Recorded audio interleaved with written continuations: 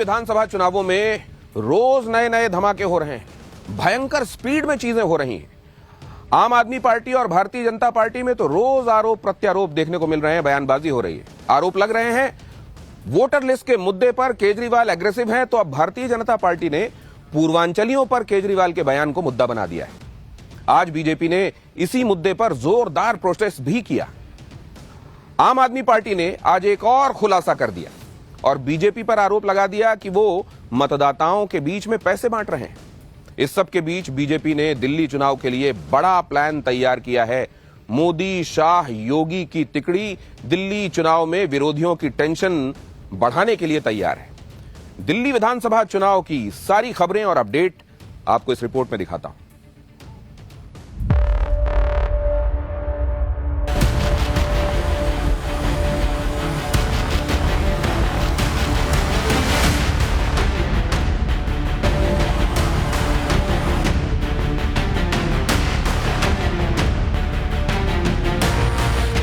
दिल्ली में कोहरा आने के साथ ही भले ही मौसम का पारा तेजी से नीचे आ रहा है, लेकिन दिल्ली में जो चुनावी माहौल शुरुआत में ठंडा दिख रहा था, उसका पारा अब तेजी से हाई होता दिख रहा है।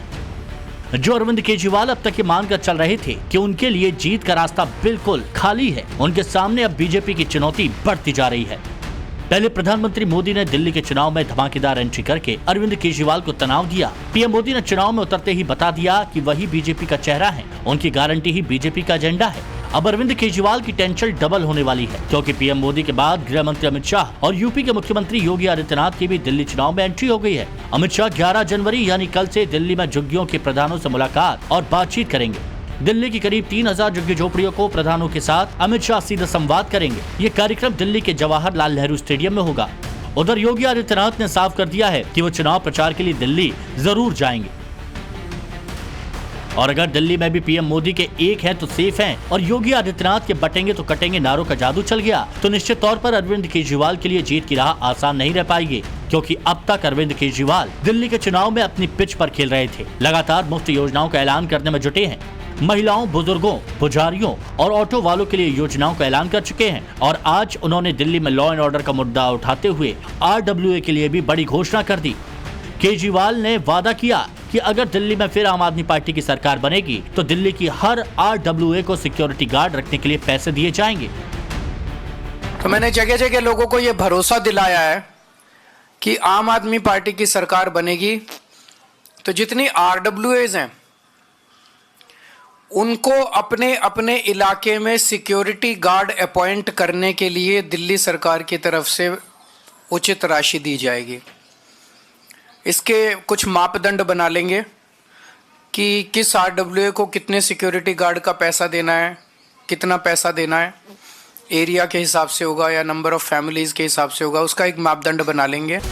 अरविंद केजरीवाल के चुनावी वादों पर बीजेपी सवाल उठा रही है, तो आम आदमी पार्टी बीजेपी के चुनावी वादों पर सवाल उठा रही है। पहले आम आदमी पार्टी ने नई दिल्ली सीट से अरविंद केजरीवाल के खिलाफ चुनाव लड़ रहे बीजेपी नेता परवेश वर्मा पर पैसा बांटने का आरोप लगाया, और आज आम आदमी पार्टी ने इस मामले में नया खुलासा करने का दावा किया और आरोप लगा दिया कि दरअसल बीजेपी की ओर से हर वोटर को बांटने के लिए 10-10 हजार रुपए दिए गए हैं।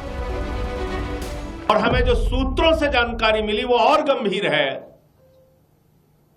कि दरअसल गाली गलौज पार्टी के नेताओं ने 10-10 हजार रुपए बांटने के लिए अपने नेताओं को दिया था कि वोट खरीदो, 10-10 हजार रुपए बांटो।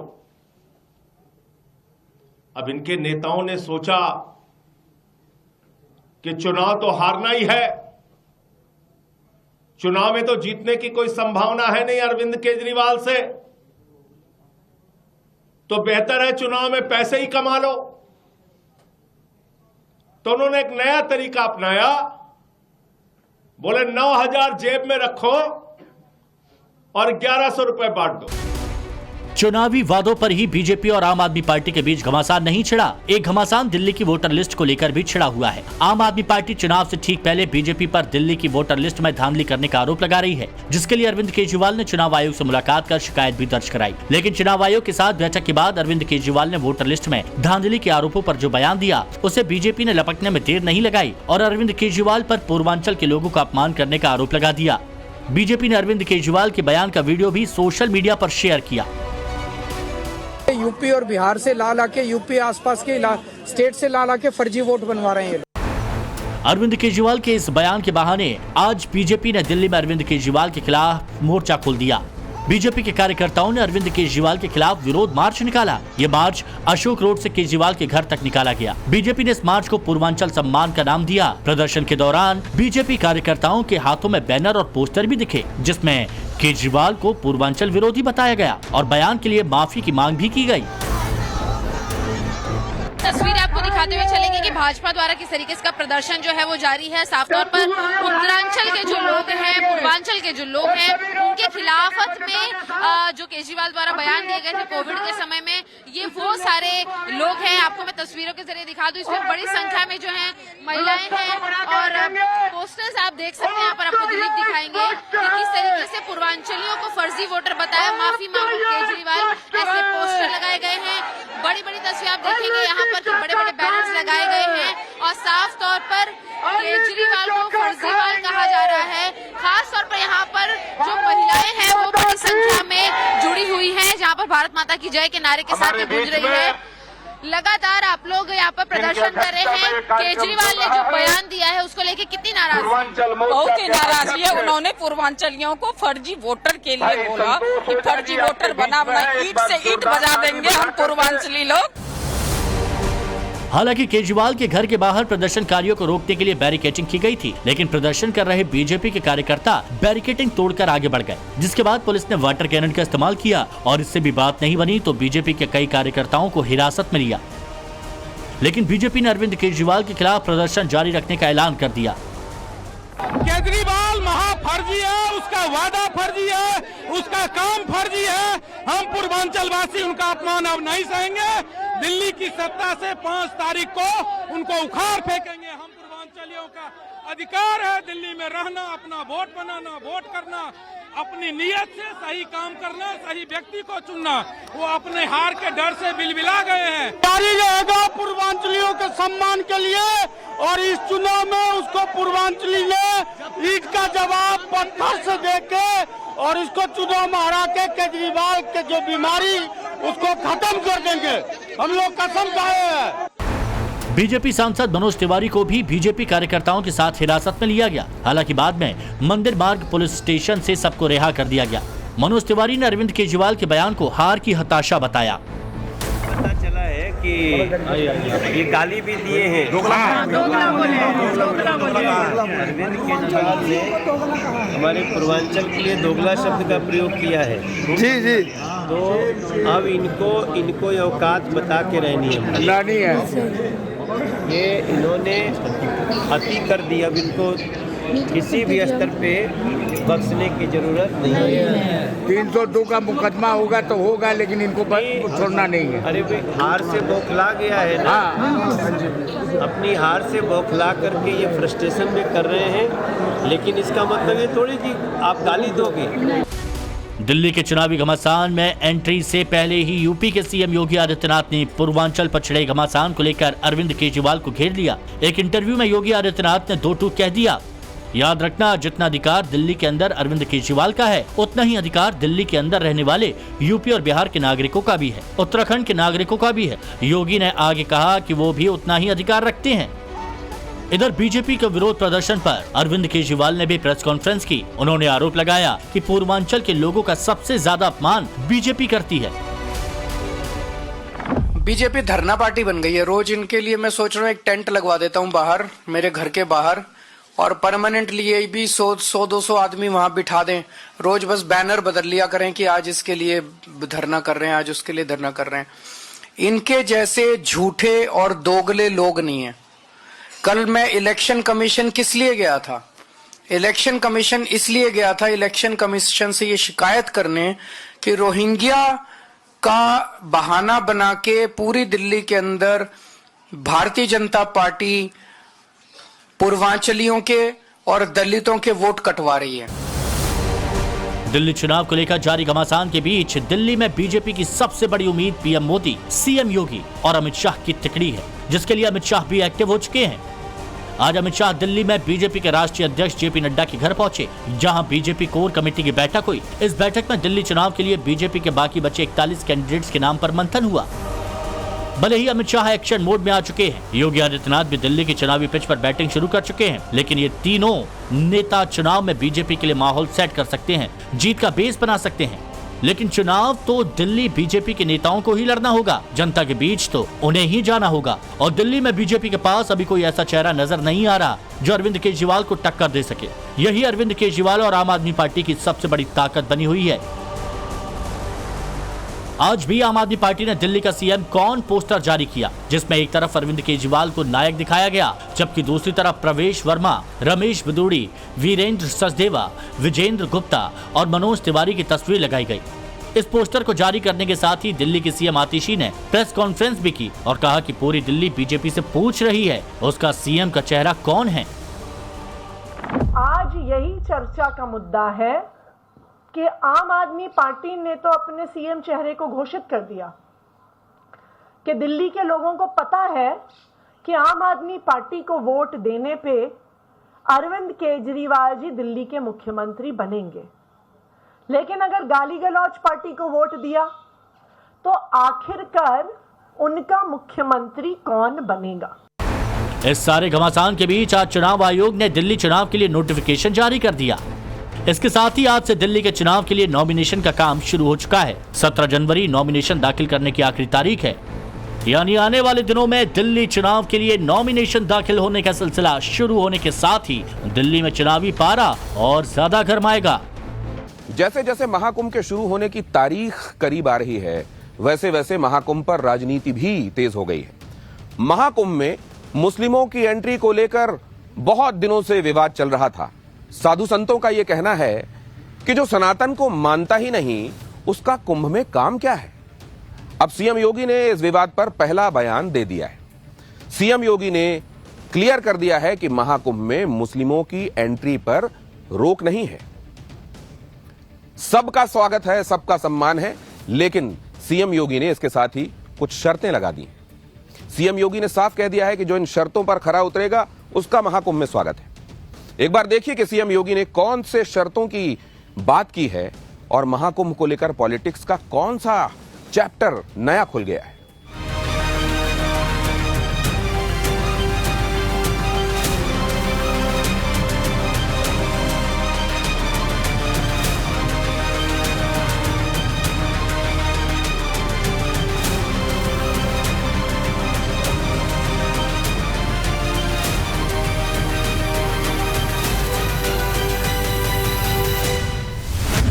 महाकुंभ में मुस्लिमों की एंट्री पर सीएम योगी का बड़ा बयान। सीएम योगी ने कहा कुंभ में मुस्लिमों का भी स्वागत, लेकिन महाकुंभ पर सीएम योगी के प्लान से अखिलेश की पार्टी में हड़कंप। से गैर इतर धर्मियों को पूर्णतया यहाँ प्रतिबंधित किया जाना चाहिए, क्योंकि जैसे मक्का है, मक्का में इस्लाम के अतिरिक्त कोई प्रवेश नहीं कर सकता। सनातन की उदारता रही नहीं मिलना चाहिए। जो वंदे मातरम का आवाज न निकाल सके इस धरती पे न आए और न आना चाहिए। ये मैं प्रशासन से भी अनुरोध करूंगा और जनता जनार्दन से भी मैं यही अनुरोध करूंगा कि जो भारत माता की जय न बोले इस धरती पे न आए, इस धरती से बाहर रहें। जो सनातन से जुड़े हुए लोग हैं, जो श्रद्धा रखते हैं माँ गंगा में, त्रिवेणी में, उनको यहाँ आना चाहिए। इजाजत नहीं है कुंभ में आने की। जो वंदे मातरम नहीं बोल सकता वो नहीं आ सकता कुंभ में। ये हमारे सनातन का धर्म का नारा है, इसको बचाना है। महाकुंभ इसीलिए लगा है कि हम लोग सनातन को बचाए, धर्म को जोड़ें। महाकुंभ में आने वाले साधु संत तो लगातार यही कह रहे हैं कि यहाँ गैर सनातनियों का क्या काम। साधु संत यही चाहते हैं कि महाकुंभ में मुस्लिमों की एंट्री बैन कर दी जाए। अब इस विवाद पर सीएम योगी ने भी बिना लाग लपेट के खुलकर बोल दिया है। उन्होंने इस मुद्दे पर भी साफ साफ सारी चीजें क्लियर कर दी। सीएम योगी ने महाकुंभ में मुस्लिमों की एंट्री को बैन करने की बात नहीं कही, ये भी कहा कि मुस्लिमों का स्वागत है, लेकिन इसके साथ साथ सीएम योगी ने जो कहा वो भी बहुत अहम है। योगी आदित्यनाथ ने कह दिया कि संगम में मुस्लिम डुबकी लगा सकते हैं, लेकिन इसकी कुछ शर्तें भी हैं। सीएम योगी ने कहा कि सिर्फ उन्हीं का स्वागत है जो कुत्सित मानसिकता लेकर नहीं आ रहे, जो भारत की सनातन परंपरा पर श्रद्धा का भाव रखते हैं, जो इस्लाम को मानने के बाद भी भारत की परंपरा पर गर्व करते हैं, जो अपने गोत्र को भारत के ऋषियों के साथ जोड़कर देखते हैं, पर्व और त्योहारों में जिनकी भागीदारी उसी रूप में होती है।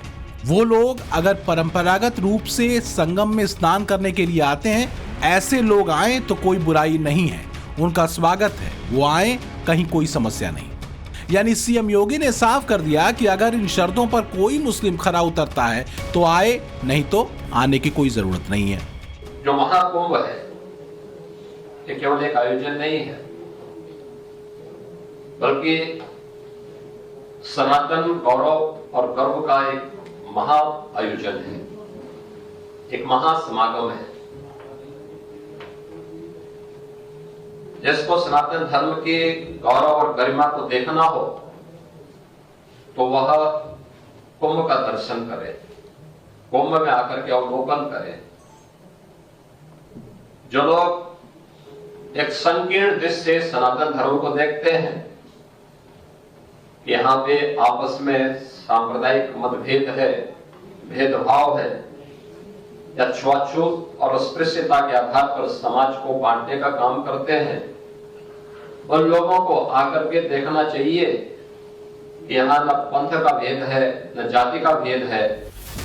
हालांकि इन शर्तों के साथ सीएम योगी ने एक चेतावनी भी जारी कर दी है। सीएम योगी ने यह भी कह दिया है कि अगर कोई कुत्सित मानसिकता के साथ आएगा तो उसके साथ अन्य तरीके से भी व्यवहार हो सकता है। सीएम योगी के इस स्टैंड से साधु संत खुश हैं। साधु संत पहले से ही ये कह रहे हैं कि महाकुंभ से गैर सनातनियों को दूर रखा जाए। खुद द्वारका शारदा पीठ के शंकराचार्य स्वामी सदानंद सरस्वती कह चुके हैं कि जो लोग हिंदू धर्म को मानते नहीं हैं, उन्हें महाकुंभ में आने की जरूरत क्या है। भैया, वो जब हिंदू धर्म को मानते नहीं हैं, वो भारत माता को वंदे मातरम नहीं बोलते, तो वंदे मातरम बोलने में उनको तकलीफ है, तो वहाँ जाने का काम क्या है आपका। वहाँ तो लोग धर्म के द्वारा धर्म का संपादन करके, गंगा स्नान करके, अपने जो परंपरागत तीर्थ हैं उनमें जाकर के प्रणाम करते हैं और पुण्य प्राप्त करते हैं। हमारे लिए तो वो यज्ञ है। उन्हें ना गंगा स्नान करना है, ना वहाँ हनुमान जी के दर्शन करना है, ना त्रिवेणी के दर्शन करना है, ना आचमन करना है, तो फिर क्यों जाना है। शंकराचार्य स्वामी सदानंद सरस्वती ने महाकुंभ में गैर हिंदुओं की एंट्री बैन करने के तर्क बताए, लेकिन अब बात सिर्फ मुसलमानों के प्रवेश पर पाबंदी तक ही सीमित नहीं रह गई है। शंकराचार्य ही नहीं, महाकुंभ में आने वाले साधु संत एक सुर में कह रहे हैं कि सनातन पर विश्वास न रखने वाला हर शख्स महाकुंभ में बैन होना चाहिए। फिर चाहे वो विपक्षी दल और नेता हों जो महाकुंभ पर सवाल उठाकर सनातन धर्म का अपमान कर रहे हों, फिर चाहे वो वीवीआईपी सेलिब्रिटीज हों जो महाकुंभ में आकर सिर्फ पब्लिसिटी बटोरना चाहते हैं। मांग ये भी है कि सनातन धर्म का अपमान करने वाली फिल्में बनाने वाले बॉलीवुड को भी महाकुंभ में बैन किया जाए। यानी साधु संतों की नसीहत है कि सनातन धर्म को न मानने वाले हर शख्स को महाकुंभ से दूर रखा जाए। यानी गैर हिंदू ही नहीं, गैर सनातनी का प्रवेश भी महाकुंभ में वर्जित होना चाहिए। जो गंगा, यमुना और सनातन के आस्था के केंद्रों को नहीं मानता, उसके प्रति आस्था श्रद्धा नहीं है, ऐसे गैर इतर धर्मियों को पूर्णतया यहाँ प्रतिबंधित किया जाना चाहिए। क्योंकि जैसे मक्का है, मक्का में इस्लाम के अतिरिक्त कोई प्रवेश नहीं कर सकता। सनातन की उदारता रही, विपक्षी की बुद्धि भ्रष्ट है। ये कुंभ को विवाद का इशू बनाना चाहते हैं। इन विपक्षियों को इलाज की जरूरत है, मेंटल जेल में इनको डालने की जरूरत है। सबके लिए आज तक खुले रहे और इन्होंने अनैतिक कृत्यों को प्रोत्साहन दिया। तो ऐसी स्थिति में इनको रोकना भी चाहिए। अखिलेश नहीं समझ रहे न समझेंगे, ये वही लोग हैं जो श्रद्धालुओं पर गोली चलवाने वाले हैं। कलाकार जो सनातन को माने, देवी देवताओं का सम्मान करें, इज्जत करें, और अगर आस्था है तो आएं, और जो अपना प्रमोशन या अपने का बढ़ाने के लिए, प्रचार के लिए आते हैं, ऐसे फिल्मी कलाकारों को भी इस धार्मिक क्षेत्र में नहीं आना चाहिए और उनको भी रोक लगाया जाना चाहिए। नहीं मिलना चाहिए। जो वंदे मातरम का आवाज न निकाल सके इस धरती पे न आए और न आना चाहिए। ये मैं प्रशासन से भी अनुरोध करूंगा और जनता जनार्दन से भी मैं यही अनुरोध करूंगा कि जो भारत माता की जय न बोले इस धरती पे न आए, इस धरती से बाहर रहें। जो सनातन से जुड़े हुए लोग हैं, जो श्रद्धा रखते हैं माँ गंगा में, त्रिवेणी में, उनको यहाँ आना चाहिए। इजाजत नहीं है कुंभ में आने की। जो वंदे मातरम नहीं बोल सकता वो नहीं आ सकता कुंभ में। ये हमारे सनातन का धर्म का ये नारा है, इसको बचाना है। महाकुंभ इसीलिए लगा है कि हम लोग सनातन को बचाए, धर्म को जोड़ें। महाकुंभ के आयोजन की तैयारियों पर सवाल उठाने वाले विपक्ष को भी सीएम योगी ने करारा जवाब दिया है। जो इंडी गठबंधन दिन रात जाति की पॉलिटिक्स करता है, उस पर सीएम योगी ने प्रहार किया। सीएम योगी ने कहा कि जो लोग हिंदुओं को जातियों में बांटना चाहते हैं, उन्हें देखना चाहिए कि कैसे महाकुंभ में जातियों का भेद मिट जाता है। सभी पंथ और संप्रदाय एक साथ एक ही संगम पर स्नान करते हैं। सभी जातियां, न जाति का भेद है, न मत और संप्रदाय का कोई भेद है, और न ही लिंग का कोई भेद है। सभी लोग एक जगह आकर के आस्था की डुबकी लगा करके प्रयागराज के माध्यम से उस संदेश को, सनातन गर्व के प्रतीक इस संदेश को पूरे देश और पूरी दुनिया तक लेके जाते हैं। सीएम योगी महाकुंभ को आस्था का वो समागम बता रहे हैं जहां जाति वाला भेद मिट जाता है, जहां सब हिंदू अपनी जाति को भूलकर संगम में आस्था की डुबकी लगाते हैं। महाकुंभ के जरिए सीएम योगी ने हिंदुओं को एकजुट करने का मिशन भी छोड़ दिया है। सीएम योगी ने बटेंगे तो कटेंगे वाले नारे का विस्तार महाकुंभ तक कर दिया है। महाकुंभ में जब जातियों का भेद मिट जाएगा तो इंडी गठबंधन की जाति वाली राजनीति की धार कम हो ही जाएगी। इससे समाजवादी पार्टी टेंशन में आ गई है। जब यूपी में महाकुंभ चल रहा होगा, उसी दौरान अयोध्या की मिल्कीपुर सीट पर उपचुनाव होना है। जब संगम में करोड़ों हिंदू जाति का भेद भूलकर डुबकी लगा रहे होंगे, तो फिर अखिलेश की पीडीए वाली राजनीति को कौन पूछेगा। इसलिए मिल्कीपुर से अपने बेटे को उतारने वाले समाजवादी पार्टी के पोस्टर बॉय अवधेश प्रसाद परेशान दिख रहे हैं। उनके बयानों में हार की घबराहट साफ साफ दिख रही है। जहाँ तक लगता है कोई भी उम्मीदवार लड़ावे, ये सरकार चुनाव लड़ रही है और माननीय हमारे आदरणीय जो मुख्यमंत्री जी हैं वो चुनाव लड़ रहे हैं, सरकार लड़ रही है और पार्टी का कोई उम्मीदवार अभी तक आया नहीं। कौन लड़ेगा उनका, ये उनसे पूछो। महाकुंभ को लेकर अखिलेश यादव और उनकी पार्टी की धड़कनें इसलिए भी बढ़ी हुई हैं क्योंकि CM Yogi Adityanath full fire mode में आ गए। वो एक एक कर अखिलेश यादव के हर हमले का जवाब दे रहे हैं। सीएम योगी ने साल 2013 में अखिलेश यादव की सरकार के दौरान हुए कुंभ का एक किस्सा सुनाया। सीएम योगी ने कहा कि साल 2013 में महाकुंभ की क्या स्थिति थी। मॉरिशस के प्रधानमंत्री स्नान करने आए थे। अव्यवस्था और गंदगी देखकर आंखों से आंसू बहाकर दुखी मन से उन्होंने कहा था, क्या यही गंगा है।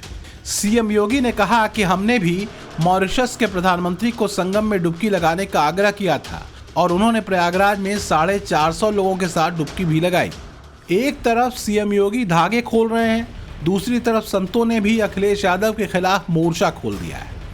साधु संतों को महाकुंभ पर अखिलेश यादव की बयानबाजी पसंद नहीं आ रही। खुद साधु संत कुंभ की तैयारियों की जमकर तारीफ कर रहे हैं और अखिलेश यादव के एजेंडे को ध्वस्त कर रहे हैं। बहुत अच्छा है, सबको आना चाहिए और इस कुंभ में डुबकी लगा के अपना पुण्य बढ़ाएं, जिसके लिए कुंभ प्रसिद्ध है। ना बहुत अच्छी व्यवस्था है, कोई कमी नहीं। महाकुंभ के जरिए सीएम योगी ने सिर्फ अखिलेश को ही नहीं बल्कि पूरे विपक्ष को धर्म संकट में डाल दिया है, क्योंकि सीएम योगी ने महाकुंभ में आने के लिए विपक्षी राज्यों के सीएम को भी न्योता दिया है।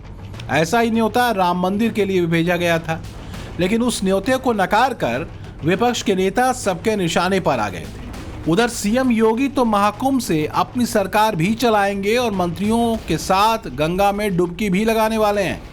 महाकुंभ को वक्फ की जमीन बताने वालों को भी सीएम योगी ने वार्निंग दे दी।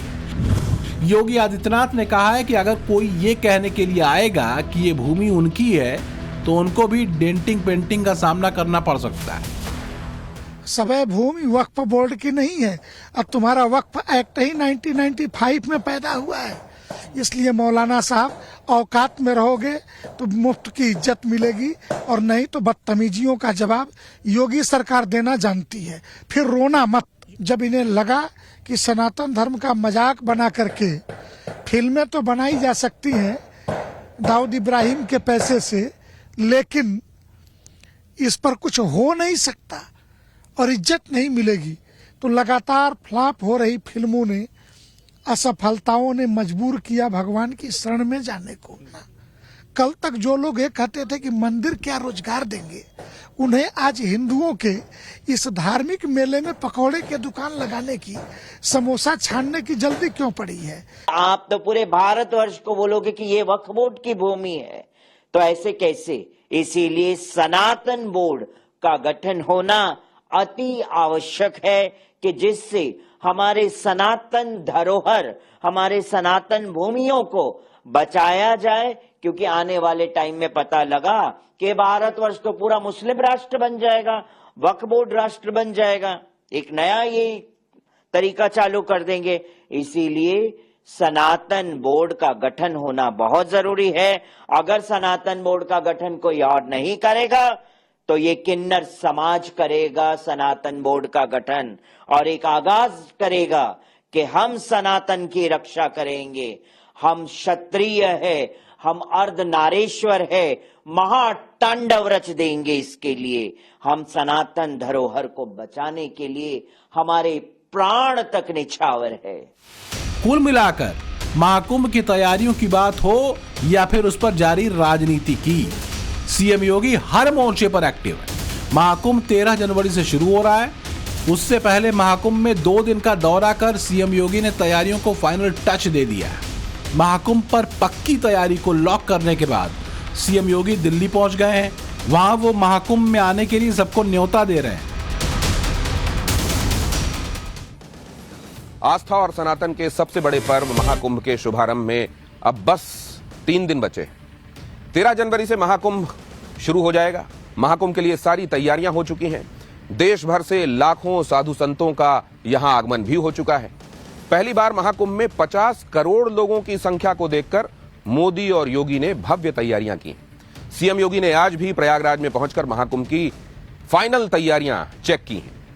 इस बार महाकुंभ में 144 साल बाद ऐसा संयोग बना है जब सनातन के इस महापर्व को देखने पूरी दुनिया से लोग पहुंचने वाले हैं। बॉलीवुड के सितारों से लेकर बड़ी बड़ी हस्तियां महाकुंभ की साक्षी बनेंगी। महाकुंभ में आपको इस बार आस्था और सनातन के ऐसे ऐसे रंग दिखाई देंगे जो इससे पहले कभी नहीं देखे गए। महाकुंभ के रंगों को लेकर प्रयागराज में किस तरह का माहौल है, देखिए हमारी इस रिपोर्ट में। इस महाकुंभ में 144 साल बाद सनातन का ऐसा संयोग बन रहा है जिसका साक्षी बनने के लिए बॉलीवुड की हस्तियां कुंभ में आने के लिए उत्साहित हैं। इस लिस्ट में बिग बी अमिताभ बच्चन, हेमा मालिनी और संजय दत्त हैं जो संगम में डुबकी लगाना चाहते हैं। इसके अलावा शंकर महादेवन, उदित नारायण, सोनू निगम और कैलाश खेर जैसे गायक लाइव परफॉर्मेंस देने आ रहे हैं। यही वजह है कि महाकुंभ के आयोजन को देश के कोने कोने तक पहुंचाने के लिए आज सीएम योगी ने कुंभवाणी FM चैनल का शुभारंभ किया। इससे आप महाकुंभ में होने वाले आयोजन और सनातन से जुड़ी विशाल जानकारी को सुन सकते हैं। महाकुंभ 2025 के लिए कुंभवाणी FM चैनल 103.5 मेगाहर्ट्ज की फ्रीक्वेंसी पर प्रसारित होगा। ये चैनल 10 जनवरी से 26 जनवरी तक प्रसारित होगा और इस पर महाकुंभ से जुड़े कार्यक्रमों को रोजाना सुबह 5:55 से रात 10:05 तक सुना जा सकता है। इस रेडियो स्टेशन को प्रसार भारती के रेडियो डिवीजन आकाशवाणी की मदद से लॉन्च किया गया है। इस रेडियो स्टेशन से देश के दूर दराज में रहने वाले लोग महाकुंभ की भव्यता को अनुभव कर सकेंगे, उसे समझ सकेंगे। 2013 में भी, 2019 में भी, और आज जब महाकुंभ के इस आयोजन के हम साक्षी बन रहे हैं, इस अवसर पर भी कुंभवाणी के नाम पर इस विशेष अहम चैनल को यहाँ पे शुभारंभ करने की कार्रवाई प्रारंभ की है। महाकुंभ में आने वाले लोगों को सनातन की जानकारी के साथ उनकी सुविधाओं का भी विशेष ध्यान रखा गया है। सीएम योगी ने महाकुंभ के लिए देश के हर वर्ग के बारे में सोचा है। एक तरफ जहां कम खर्चे में पौष्टिक खाने की व्यवस्था के लिए मां की रसोई तैयार की गई है, जहां मात्र 9 रुपए में भरपेट भोजन किया जा सकता है। दूसरी तरफ महाकुंभ के आसमान से दर्शन के लिए हेलीकॉप्टर की व्यवस्था की गई है। आसमान से महाकुंभ का भव्य नजारा आपके जीवन का यादगार अनुभव साबित होने वाला है। इसके लिए हेलीकॉप्टर की 7 मिनट की राइड मिलेगी, जिसके लिए 3000 रुपए का टिकट रखा गया है। इसके लिए हर हेलीपैड पर 2-2 हेलीकॉप्टर मौजूद रहेंगे, जिनमें एक बार में 4 से 5 लोग सफर कर सकते हैं। महाकुंभ में हेलीकॉप्टर की ये सर्विस 12 जनवरी से 28 फरवरी तक रहेगी। इसके लिए आप ऑनलाइन और ऑफलाइन दोनों ही तरीकों से बुकिंग कर सकते हैं। हेलीकॉप्टर की इस यात्रा में संगम दर्शन के साथ साथ आपको प्रयागराज के दूसरे धार्मिक स्थलों के भी दर्शन कराए जाएंगे। महाकुंभ मेले में पवित्र गंगा और यमुना के संगम का नजारा इस हवाई यात्रा से आपको अलग अनुभव देने वाला साबित होगा।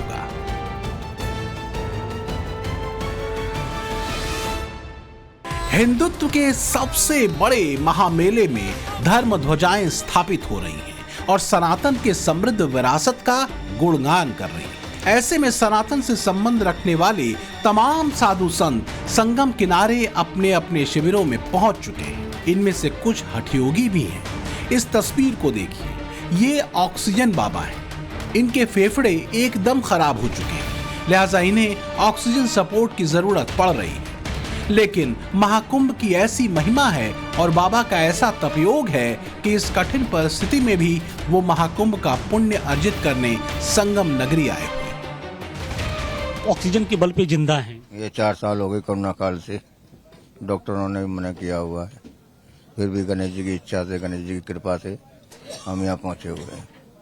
और जहाँ तक अपना तीनों स्नान, शाही स्नान होते हैं हमारे नागांव के, वो करके जाने का विचार, अथवा जाना ही नहीं है। इतनी ठंड पड़ रही है, सर्दी कड़ाके की है, और आप ऑक्सीजन के ये एक तरीके से तंबू के नीचे आप हैं, डर नहीं लग रहा है आपको? डर का आएगा, गणेश जी की इच्छा है, गणेश जी की कृपा है, गंगा माई की कृपा है, गुरु लोगों की कृपा के अनुसार चल रहे हैं अपने, और गणेश जी के भजन से सब कुछ सुख शांति। महंत इंदर गिरी जी महाराज को खराब फेफड़े के कारण डॉक्टरों ने महाकुंभ में जाने से रोका था, लेकिन इसके बाद भी उनका हठयोग है कि वो कुंभ क्षेत्र में प्रवास कर रहे हैं।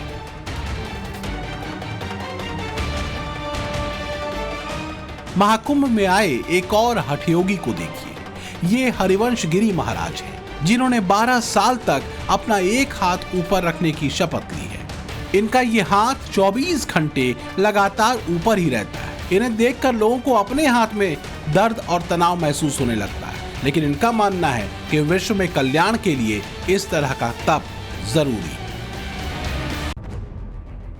संगम की रेती पर इस बार आस्था और सनातन के साथ साथ देशभक्ति का भी संदेश दिया जाएगा। इसके लिए बद्रीनाथ से आए संत बालक योगेश्वर दास महाराज ने अपना शिविर पूरी तरह शूरवीरों को समर्पित कर दिया है। इनके आश्रम में यज्ञशाला बनाई जा रही है, जिसमें बने 100 यज्ञीय कुंड में शहीदों को श्रद्धांजलि दी जाएगी। इसके लिए 400 शहीदों के परिवारों को निमंत्रण भेजा गया है। यज्ञ में शामिल होने के लिए रक्षा मंत्री और आर्मी चीफ को भी निमंत्रण भेजा गया है। ये भारत के अमरवीर बलिदानियों की पुण्य स्मृति में, उनकी याद में हम लोग ये अति विष्णु महायज्ञ करते हैं। और यहाँ पर यज्ञशाला में जो है 500 विद्वान हर जगह जगह से आकर के विराजमान होंगे। वेद मंत्र उच्चारण होंगे, विष्णु सहस्त्र नाम का पुरुष सूक्त का पाठ होगा और वेदों के मंत्रों के द्वारा आहुतियां दी जाएंगी उन नौजवानों के नाम से जिन्होंने देश के खातिर अपना प्राणों की आहुतियां दी। तो महाकुंभ में साधु संतों और अखाड़ों का संगम तट पर आना लगातार जारी है, इसलिए एक महंत होने के नाते खुद सीएम योगी बहुत एक्टिव हैं। संगम नगरी में गंगा किनारे यहाँ तैयारी बेहद खास है। खास इसलिए क्योंकि यहीं से अगले करीब 50 दिन तक उत्तर प्रदेश की सरकार चलने वाली है। सरकार के मुखिया के साथ साथ तमाम मंत्री संतों के सानिध्य में बैठकर यूपी की करीब 25 करोड़ आबादी के लिए दशा और दिशा तय करेंगे। प्रयागराज में संगम की रेती पर बसे टेंट सिटी में वैसे तो 1 लाख से ज्यादा टेंट और पंडाल बने हैं, लेकिन इन सभी में सबसे ज्यादा खास है योगी महासभा का पंडाल। मेला प्राधिकरण ने योगी महासभा को जो जमीन अलॉट की है उसी में मुख्यमंत्री योगी के रुकने की व्यवस्था है। इस वक्त हम महाकुंभ क्षेत्र के उस शिविर के अंदर मौजूद हैं जिसमें नाथ संप्रदाय के प्रमुख और उत्तर प्रदेश के सीएम योगी आदित्यनाथ कुंभ के दौरान प्रवास करेंगे। चूंकि मेला क्षेत्र का ये सबसे वीवीआईपी शिविर है, लिहाजा हर किसी की नजर इस पर टिकी है। ये जो शिविर है वो सेक्टर 18 के ओल्ड जीटी रोड के पास बनाया गया है और लगभग 600 बाई 400 का ये पूरा रकबा आप देख रहे हैं, उसमें इस शिविर को बसाया जा रहा है। इस शिविर के अंदर एक टेंट सिटी भी बसाई जा रही है जिसमें जो टेंट की संख्या है वो लगभग 51 बताई जा रही है और जितने टेंट आप देख रहे हैं वो हाईटेक सुविधाओं से युक्त हैं। इसमें न सर्दी का असर आपको दिखाई पड़ेगा और न ही बारिश का असर यहाँ पर दिखाई पड़ेगा। महाकुंभ के शुभारंभ में अब सिर्फ 3 दिन का समय बचा है। 13 जनवरी से संगम में आस्था का सबसे पवित्र स्नान का दौर शुरू हो जाएगा। अगर आप भी इस बार महाकुंभ का अनुभव लेना चाहते हैं तो ये मौका मत छोड़िए, क्योंकि अगर इस बार चूके तो फिर 12 साल का लंबा इंतजार करना पड़ेगा। ब्यूरो रिपोर्ट, टाइम्स नाउ, नव भारत। संभल में जहां जामा मस्जिद है वहां मंदिर हुआ करता था। इसकी एएसआई सर्वे रिपोर्ट भी आ चुकी है, लेकिन कांग्रेस और समाजवादी पार्टी अब भी ये मानने के लिए तैयार नहीं। ये मानने के लिए तैयार नहीं है कि जिस जगह संभल में जामा मस्जिद है वहां असल में मंदिर था। और ऐसा करके खासकर कांग्रेस अपने ही नेता और देश के पहले प्रधानमंत्री जवाहरलाल नेहरू की बात काट रहे हैं, क्योंकि अब से ठीक 100 साल पहले 1924 में नेहरू ने खुद यह दावा किया था कि संभल की जामा मस्जिद कभी मंदिर हुआ करती थी और संभल में दंगा फैलाने वाले लोग मुसलमान हुआ करते थे और हिंदू पीड़ित। संभल में 100 साल पुरानी जवाहरलाल नेहरू की रिपोर्ट को डिकोड करने वाली यह बेहद खास रिपोर्ट जरूर देखिए।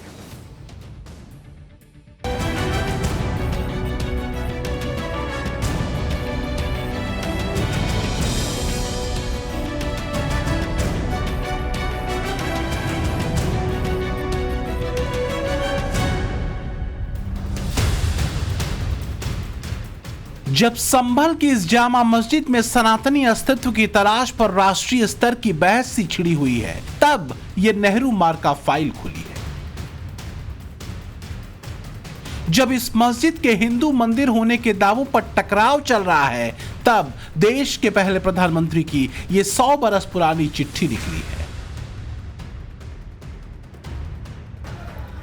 जिस मस्जिद में सर्वे को लेकर खून बहाया गया, उसका स्याह सच नेहरू के इस रिपोर्ट में परिलक्षित हो रहा है।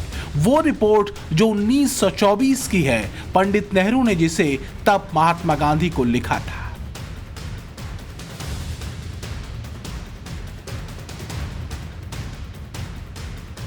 संभल को लेकर पंडित जवाहरलाल नेहरू ने 12 सितंबर 1924 में ये चिट्ठी महात्मा गांधी को लिखी थी।